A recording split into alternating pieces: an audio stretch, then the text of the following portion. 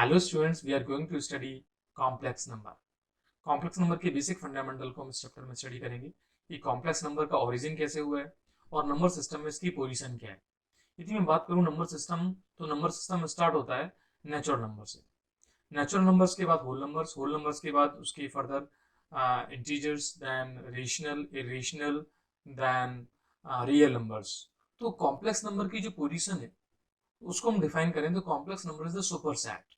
Means complex number को यदि मैं लिखना चाहूं तो ये complex number includes all the numbers. You can say, suppose n represented by the natural numbers, then n is the subset of whole numbers, and whole number is the subset of integers, and integer is the subset of, you can say, rational number, and rational number is the subset of a real number, and real number is the subset of complex number.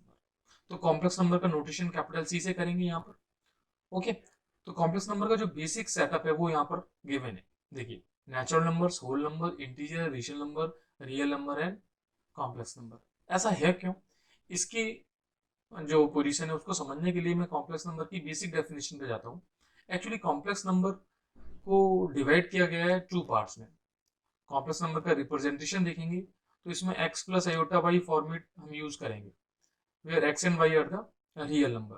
तो complex number के जो parts हैं वो real parts हैं। Suppose यहाँ y zero हो जाता है तो ये सिर्फ x रह जाएगा, क्योंकि zero is a real number. तो कॉम्प्लेक्स नंबर में रियल नंबर तो ऑलरेडी अपने आप आ जाता है। Means complex number you can say is the super set. तो कॉम्प्लेक्स नंबर की जो बेसिक डेफिनेशन है उसको हम लोग देख लेते हैं। जैसे मैं बता रहा था आपको कॉम्प्लेक्स नंबर की डेफिनेशन के लिए कि z को हम क्या लिखते हैं, x प्लस आयोटा वाई। अच्छा, अब यहाँ पर एक आयोटा आ रहा है, पहले तो इसको समझना है ना, और फिर देखना है x और y को। तो फिलहाल मैं बताता हूँ कि x और y रियल नंबर है, x belongs to real number and y also belongs to real number, and iota is an imaginary number and it is the root of -1। और कॉम्प्लेक्स नंबर के नोटेशन की बात करें तो complex number is denoted by the capital C, जो हमने study कर ली थी। Got it? Sir complex number को लिखना है मुझे, तो मैं कैसे लिखूंगा? It is x plus iota y such that x comma y belongs to a real number and here iota equals to root of -1। Complex number को जनरली हम डिनोट करते हैं z से, जैसे मैंने यहाँ पे भी लिखा z equals to x plus iota y. तो कॉम्प्लेक्स नंबर की बेसिक नोटेशन को हमने यहाँ देखा। ये कॉम्प्लेक्स नंबर जो मैंने ये रिप्रेजेंट किया था वो यहाँ पर आ गया है। यदि कॉम्प्लेक्स नंबर के एग्जांपल्स की बात करें तो हम बहुत सारे एग्जांपल्स ले सकते हैं। जैसे कुछ एग्जांपल्स मैं यहाँ लिख रहा हूँ और फर्दर एग्जांपल हम लेना चाहें। Suppose z equals to 3 iota मैंने लिखा, तो 3 आयोटा मीन्स इसमें यदि मैं इसको कंपेरिजन करूँ x प्लस आयोटा वाई से, तो इसमें x जो है वो 0 और आयोटा y को कंपेयर कर सकते हैं, आयोटा इंटू 3, तो y की वैल्यू 3 है। अच्छा, एक समझने वाली बात क्या है यहाँ पर, एक तो जब हम लिखते हैं z equals to x plus iota y, तो ऐसा नहीं है ये प्लस का मीनिंग यहाँ पे प्लस हो रहा है, इन दोनों को ऐड करना है। Means this setup is the representation of the complex number. Actually ये जो रिप्रेजेंट कर रहा है ना, ये x, y दो नंबर्स को रिप्रेजेंट कर रहा है जो दोनों रियल हैं, और उन नंबर्स को लिखने का जो सेटअप है उसको बोलेंगे x plus iota y. Iota को मुझे एक्सप्लेन करने की आगे जरूरत पड़ेगी, वो हाँ मैं एक्सप्लेन कर दूंगा। अच्छा, मैं बात करूं कि कॉम्प्लेक्स नंबर को जो मैंने डिनोट किया x प्लस आयोटा वाई, इसको फर्दर थोड़ा सा डिकोड कर लेते हैं और मैं आपसे कहूं कि ये इसका कहलाएगा रियल पार्ट और ये कहलाएगा इमेजिनरी पार्ट। तो आपसे कोई कहे कि रियल पार्ट ऑफ z क्या है, वो आ जाएगा x, और इमेजिनरी पार्ट ऑफ z क्या है, वो आ जाएगा y। अच्छा, अब इसको थोड़ा सा और समझते हैं। सपोज मैंने एक एग्जांपल लिया और मैंने ये लिख दिया 3 माइनस 4 आयोटा। अब मैं कहूँ कि भाई इसका रियल पार्ट क्या है, तो इसका रियल पार्ट आएगा 3, एज बी नो। इसके इमेजिनरी पार्ट की बात करता हूँ तो इमेजिनरी पार्ट आएगा इसका -4 आ जाएगा। यदि मान लो मैंने एक कॉम्प्लेक्स नंबर लिया, सपोज 2 आयोटा, इस केस में इसका रियल पार्ट क्या है, इसका रियल पार्ट 0 है, और इसका इमेजिनरी पार्ट क्या है, इसका इमेजिनरी पार्ट 2 है। सपोज मैंने एक कॉम्प्लेक्स नंबर लिया, सपोज -4 आयोटा। इस केस में कोई मुझसे पूछता है इसका रियल पार्ट क्या है, तो इसका रियल पार्ट 0 है। इसका इमेजिनरी पार्ट क्या है? इसका इमेजिनरी पार्ट है -4। मतलब मैं ये बताना चाह रहा था आपसे कि जो प्लस साइन है ना, ये वाला जो इंडिकेशन है x प्लस आयोटा वाई, इसको अपने दिमाग में रखना है। इस प्लस को निग्लेक्ट नहीं करना है, ये प्लस ही होना चाहिए। यदि कहीं माइनस लगा है तो वो किसका पार्ट होगा? वो वाई के पार्ट में इंक्लूड हो जाएगा। तो बेसिक रियल और इमेजिनरी पार्ट के बारे में हम लोगों ने यहाँ पे स्टडी की। ठीक है, अब जो मैं बता रहा था उसको यहाँ फर्दर देख लेते हैं हम लोग।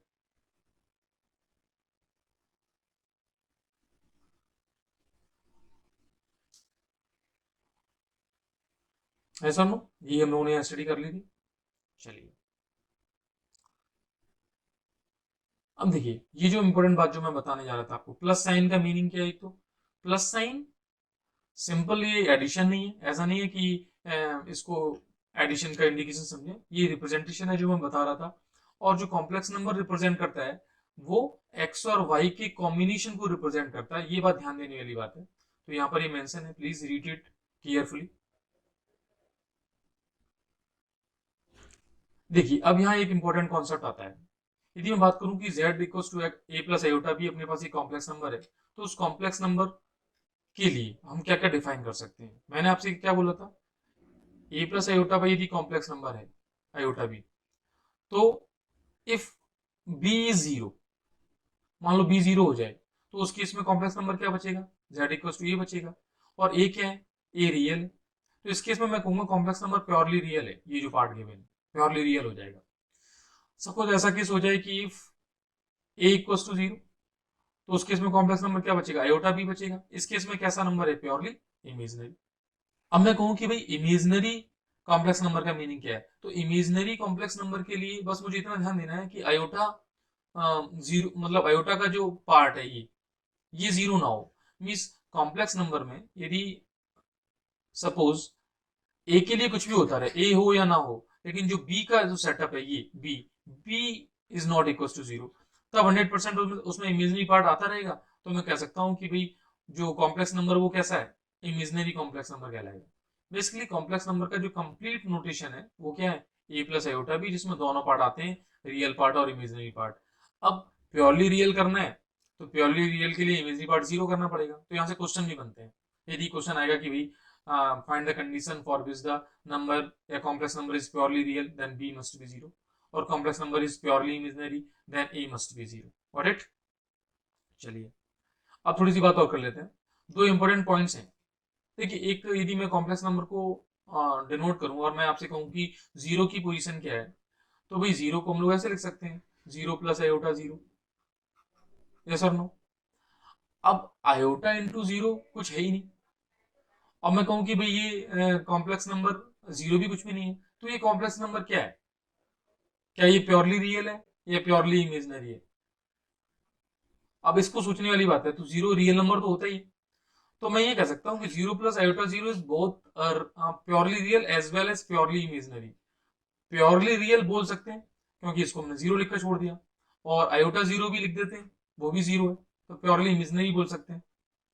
इमेजिनरी नहीं बोल पाएंगे। क्यों? क्योंकि भाई आयोटा जीरो बेसिकली कुछ है ही नहीं। अच्छा, तो कुल मिला के जीरो को आप ये कह सकते हो कि जीरो में मैं जीरो प्लस आयोटा जीरो लिखा, और कोई पूछे कि भाई रियल पार्ट क्या है, तो वो भी जीरो है, और इमेजिनरी पार्ट क्या है, वो भी जीरो है। ओके। अच्छा, ये एक इंपॉर्टेंट बात ये आ गई कि एवरी रियल नंबर, जैसे सपोज मैंने एक रियल नंबर टू लिया, तो कोई आपसे पूछे कि क्या ये कॉम्प्लेक्स नंबर है? हाँ भाई है, क्योंकि टू को मैंने लिखा टू प्लस आयोटा जीरो, ये कॉम्प्लेक्स नंबर है। जैसे माइनस थ्री लिया, यस ये भी कॉम्प्लेक्स नंबर है, minus three plus iota zero. इसका मतलब तभी तो मैं कह रहा था कि complex number is the super set, means all the numbers are the complex number. You can see जितने भी नंबर हैं नंबर सिस्टम में वो कॉम्प्लेक्स नंबर है। अच्छा, अब हम लोग एक इंपॉर्टेंट टॉपिक स्टडी करते हैं, आयोटा, जो बीच बीच में आ रहा था। आयोटा है क्या है? एक्चुअली हुआ क्या कि जब हम लोगों ने इक्वेशन सॉल्व की, just like x plus one equal to zero, तो ये तो सॉल्व हो गई x equal to minus one, लेकिन हम equation i x square plus one equal to zero, ये इक्वेशन सॉल्व नहीं हो पाई। क्यों? क्योंकि रियल नंबर में ऐसा कोई नंबर नहीं था जिसका स्क्वायर नेगेटिव में आ जाता। तो यहां से फंडामेंटली आयोटा का डेवलपमेंट हुआ। यदि इसको सिंप्लीफाई किया तो यहां से x इक्वल टू क्या आएगा? रूट ऑफ माइनस वन, और इसी पार्ट को बोल दिया गया आयोटा। तो जो साइंटिस्ट थे, मैथमेटिशियन थे, यूलर्स, उन्होंने इसको सबसे पहले फाइंड किया और इसको डिनोट किया, इस वैल्यू को आयोटा से रखा, और you can C square of iota कितना हो जाएगा, -1 हो जाएगा। और इस आयोटा के सिंबल को उन्होंने इंट्रोड्यूस किया और इसको बोला इमेजिनरी यूनिट। आयोटा को इमेजिनरी यूनिट उन्होंने डिनोट किया। तो कुल मिला के अब हम बात करें कि भाई इस टाइप की जो इक्वेशन थी एक्स प्लस आयोटा वाली, ये वाली एक्स स्क्वायर प्लस 1 वाली, ये इक्वेशन अब इजीली सॉल्व हो सकती थी, क्योंकि हमारे पास एक ऐसा सेटअप आ गया जिसने यहाँ पे रखूंगे, यदि मैं आयोटा रख देता हूँ तो आयोटा स्क्वायर प्लस 1 ये 0 हो जाएगा। क्यों? क्योंकि आयोटा स्क्वायर की वैल्यू -1 है, -1 प्लस 1 कितना आ जाएगा, 0 आ जाएगा। मीन्स ऐसे मैथमेटिकल इक्वेशंस सॉल्व हो गए after the introduction of iota. तो आयोटा बेसिकली मैथमेटिक्स में एक रिवोल्यूशन लेके आया जिसने इस टाइप की इक्वेशंस को भी सॉल्व किया, और यूक्वेंसी कॉम्प्लेक्स नंबर ने भी यही काम किया। आयोटा में यदि मैं फर्दर बात करूं तो आयोटा के सेटअप के लिए देखिए, आयोटा कितना है, -1 है। आयोटा स्क्वायर कितना आएगा, 1 आ जाएगा। आयोटा क्यूब कितना आ जाएगा, अब आयोटा क्यूब को लिखो आयोटा स्क्वायर इंटू आयोटा, तो आयोटा स्क्वायर -1 है तो माइनस आयोटा आ जाएगा। आयोटा की पावर 4 कितनी आ जाएगी, आयोटा की पावर 4 हो जाएगी आयोटा स्क्वायर का स्क्वायर, ये -1 का स्क्वायर 1 आ जाएगा। ये वैल्यूज यहाँ लिखी देखो, iota square -1, iota cube minus iota, iota 4 1। अब बात आती है कि इस आयोटा 4 जो है उसको बेस बनाया गया, आयोटा 4, आयोटा 4 जो 1 है ना, अब 4 के मल्टीपल जब तक आते जाए तब तक तो वो 1 होता जाएगा। अब सपोज अपने पास ये लिखा हुआ है और ये लिखा हुआ है, अब 4 से डिवाइड करो, अब 4 से इसको डिवाइड करेंगे तो कितना आएगा, 0, और यह बन जाए 4, रिमाइंडर कितना बचेगा, 2 बचेगा रिमाइंडर। मीन्स जो सेटअप है वो समझते हैं क्या है, देखिए iota to power 4n plus, अब 4n प्लस में क्या हो सकता है, 1 हो सकता है, 4n प्लस में 2 आ सकता है, 4n प्लस में 3 आ सकता है, 4n प्लस में, अब 4 आने का कोई मतलब है नहीं, ये बेसिकली इक्विवेलेंट हो जाएगा iota to power 4n into iota, तो बेसिकली आयोटा ही है। क्यों, आयोटा टू 4 क्या है, 1 है। ऐसे ये आयोटा स्क्वायर के इक्वल हो जाएगा, ये आयोटा क्यूब के इक्वल हो जाएगा, तो आयोटा 4 कितना हो गया, -1 आयोटा स्क्वायर सॉरी, और ये कितना हो गया, माइनस आयोटा। तो इस तरह से मेरी मैं बात करूं कि भाई अपने पास ये जो था आयोटा की पावर 2005, तो 4 से डिवाइड किया, जो रिमाइंडर आएगा वो पोजीशन डिसाइड करेगा। जैसे इस केस में रिमाइंडर 2 आया, तो रिमाइंडर 2 की करस्पॉन्डिंग बात क्या थी, रिमाइंडर 2 -1 वैल्यू आ जाएगी, तो रिमाइंडर 2 की करस्पॉन्डिंग -1 आ गया। इसमें डिवाइड करेंगे तो रिमाइंडर कितना आ जाएगा, 1 आ जाएगा, तो रिमाइंडर 1 की करस्पॉन्डिंग वैल्यू कितनी आएगी, रिमाइंडर 1 की करस्पॉन्डिंग आयोटा आ जाएगी, आयोटा वैल्यू आ जाएगी। चलिए इस क्वेश्चन को भी देख लेते हैं। ये क्वेश्चन गिवन है, note that 1 plus iota square iota to power 2006 की वैल्यू क्या है। अब मैं आपसे कहूँ कि ये जो फैक्ट्स अभी हमने देखे कि भाई आयोटा टू पावर 4n 1 होता है, iota to power 4n plus 1 iota होता है, iota to power 4n plus 2 -1 होता है, iota to power 4n plus 3 minus iota होता है। यदि मैं इनका यूज़ करूँ तो देखिए ये 1 है प्लस आयोटा है, आयोटा स्क्वायर कितना आ जाएगा, -1, आयोटा क्यूब कितना आ जाएगा, माइनस आयोटा, ये 4 के फैक्टर्स कैंसिल होते चले जाएंगे। यदि मैं नंबर ऑफ टर्म्स की बात करूं तो यहाँ पर 2007 टर्म्स हैं, यानी एक टर्म बचेगा। यदि 4 4 के पेयर्स बनाए तो स्टार्टिंग के 4 4 के पेयर सारे कैंसिल आउट होते जाएंगे। तो यदि मैं आपसे कहूँ कि भाई 4 4 के पेयर्स कितने बनेंगे, तो 2007 में 4 से डिवाइड कर लेते हैं तो रिमाइंडर निकल के आ जाएगा, तो कितना आएगा, ये 3 रिमाइंडर आ जाएगा, तो लास्ट के 3 टर्म्स बचेंगे, तो उनको एक बार देख लेते हैं हम लोग। तो आयोटा 200, अब 4 5 6 बचेंगे, 4 फिर 5 फिर 6, ये टर्म्स बच रहे हैं, बाकी सारे कैंसिल आउट हो गए। ये 4 के जो पेयर बना उसने एक दूसरे को कैंसिल आउट कर दिया, माइनस आयोटा से आयोटा, 1 से -1, ठीक है। अब ये जो आयोटा टू पावर ये क्या है, ये तो 4n टाइप का है, इस टाइप का है, तो इसकी वैल्यू 1 आ जाएगी। ये क्या है, ये रिमाइंडर 1 वाला है, तो रिमाइंडर 1 पर वैल्यू आयोटा आ जाएगी। ये क्या है, ये रिमाइंडर 2 वाला है, इसकी वैल्यू -1 आ जाएगी, ये कैंसिल आउट हो जाएंगे, तो वैल्यू फाइनली कितनी आई, आयोटा, वो यहाँ लिखा हुआ है। तो एक सिंपल सा क्वेश्चन था जो हमने इसके बेसिस पर यहाँ पर डील किया।